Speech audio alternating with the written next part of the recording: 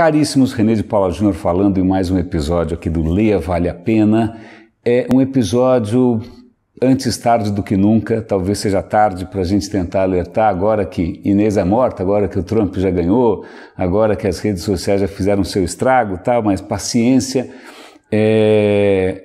O livro que eu quero comentar hoje com vocês é este livro aqui. Armas de Mass Destruction. É um trocadilho, não é, né? Porque você tinha na época da guerra do Saddam Hussein, do Bush, tá? Um outro republicano demente, você tinha a história dos WMDs, que era a história que o Saddam Hussein tinha armas de destruição em massa. O que essa autora, que é a Cathy O'Neil, está fazendo é um trocadilho, ela chama Weapons of Mass Destruction, e a história é interessantíssima. A Cathy O'Neil, ela é desenvolvedora, né? E ela conta parte da vida dela como desenvolvedora e como ela começou a perceber que, na verdade, os algoritmos, ou seja, justamente aquilo que ela criava, estavam produzindo, de um lado, alguns efeitos colaterais e de outro, um estrago deliberado. E aí, acho que ela entrou em crise existencial, profissional, moral, e resolveu contar essa história. E é curioso porque o livro, existe o livro impresso, claro, mas eu ouvi a versão em áudio.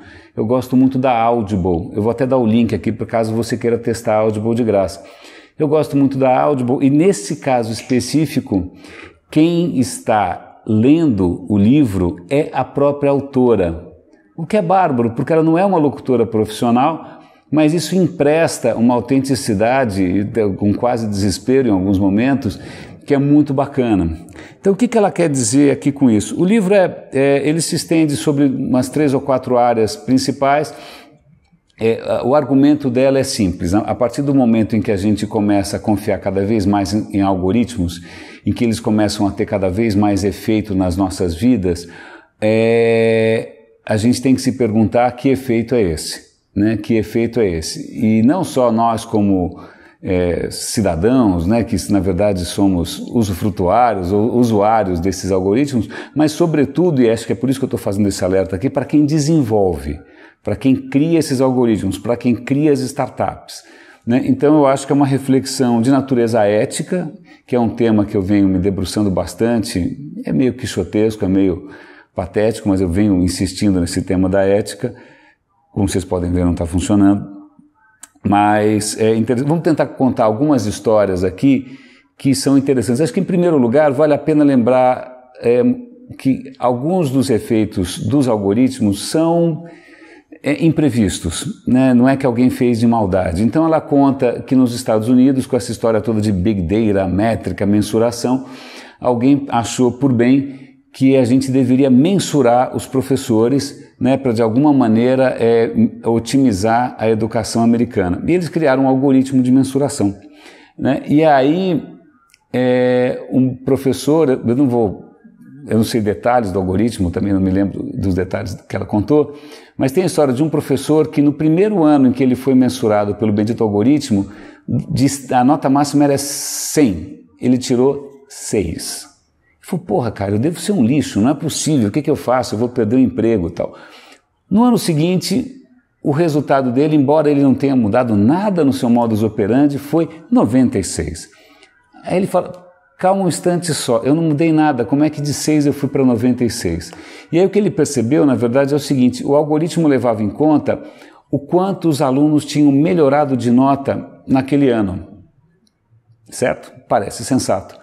Mas acontece que esse ano que ele tirou 96, ele tinha pegado uma classe que era mediana, todos eram mais ou menos iguais, todos eram mais ou menos, né, alunos normais. E aí o trabalho dele fez diferença, a nota de todos eles melhorou, o aproveitamento melhorou. Mas no ano anterior ele tinha uma classe que tinha gênios e idiotas. Aí o que acontece? Quem é gênio, a nota já é alta, não melhora. Quem é o idiota, a nota não vai melhorar nem que ele plante bananeira. Então ele fez um trabalho excelente, mas para esse algoritmo que só presta atenção no diferencial, o trabalho dele foi péssimo. Então esse é um efeito colateral de um algoritmo mal desenhado, mas existem outras coisas mais perversas. Por exemplo, ela menciona que para qualquer empresa o fato de você abrir uma vaga significa uma avalanche de currículos, né? Uma avalanche de currículos submetidos no LinkedIn. O que já há um bom tempo vem se fazendo, tentando automatizar essa história. Aí o que acontece? Agora que você tem Big Data, que você tem inteligência artificial, que você tem Deep Learning, essas técnicas todas, está começando a surgir uma coisa meio perturbadora, né? Vamos imaginar que, né, para alimentar essa inteligência artificial, você pegue currículos de bons candidatos que foram contratados e se mostraram bons profissionais. Aí você mostra para o robô. Robô, ó, esses caras aqui são legais, eu quero mais caras assim. Agora vamos imaginar aqui, com uma instrução tão vaga, com uma instrução tão aberta, o robô começa a perceber, os caras que foram selecionados, todos vêm desse bairro aqui, ou daquele bairro ali, ou daquela escola lá. Agora, os caras que vieram daquele outro bairro e da periferia, nunca dá certo. Aí o que acontece? O algoritmo pode tirar conclusões precipitadas, que muitas vezes são razão ou efeito de coisas socioeconômicas que podem mudar e que às vezes são injustas, e ele pode perpetuar essa injustiça, ele pode perpetuar o preconceito. Tem um caso extremo, né, dessas conclusões malucas que os algoritmos tomam, que eles perceberam que o robô tinha notado que alguns templates de Word eram sinais de que o cara era um bom candidato. Então, a sua pontuação como candidato dependia do template do Word, que não faz sentido nenhum. Ok, uma conclusão que não faz sentido nenhum como o template do Word é diferente de você perpetuar uma injustiça social, uma injustiça racial, uma injustiça econômica. Isso está acontecendo em toda parte. Um outro efeito que ela conta extremamente interessante é que em algum momento uma revista B, uma revista menor nos Estados Unidos, resolveu criar um ranking das universidades americanas, levando vários fatores em conta. O que aconteceu? Aí de novo é um efeito colateral inesperado. As escolas boas que estavam mal ranqueadas ficaram desesperadas e começaram a tentar fazer todo o possível para subir no próximo ranking. Aí você começa a fazer o quê? A jogar o jogo do algoritmo. O que ele mensura isso? Então eu vou bombar isso daqui.